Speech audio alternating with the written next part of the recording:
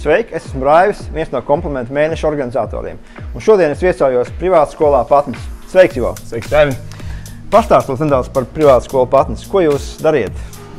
Privātskola Patnis, kā jau var dzirdēt nosaukumā, ir izglītības iestāde. Mums ir 6 bērndārzi, pamatskola, vidusskola, mūzikas un mākslas skola un interešu izglītība bērniem ar īpašām vajadzībām. Diezgan plašs mums tas darbības lauks.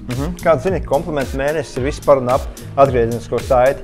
Pastāst lūdzu, kā jums sokās līdz šim ar šo atgriezenisko saiti no vecākiem un no skolēniem? Ar skolēniem tur viss ir ļoti vienkārši. Atgriezeniskā saite ir daļa no mācību stundas, un mums tā ir ārkārtīgi svarīga daļa, jo mēs gribam zināt, ko mēs darām labi, ko mēs darām pareizi, gribam zināt, kā bērni ir sapratuši mācību vielu un kā viņi, protams, jūtas. Savukārt ar vecākiem ir daudz sarežģītāk.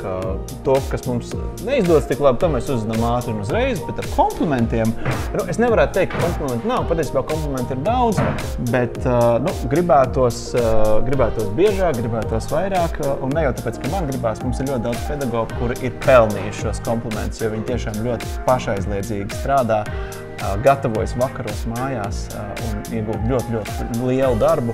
Mēs redzam, ka bērni to novērtē, mēs redzam, jūtam, ka vecāki to novērtē, bet ja tas ir skaļi pateikts, tam ir pilnīgi cits efekts.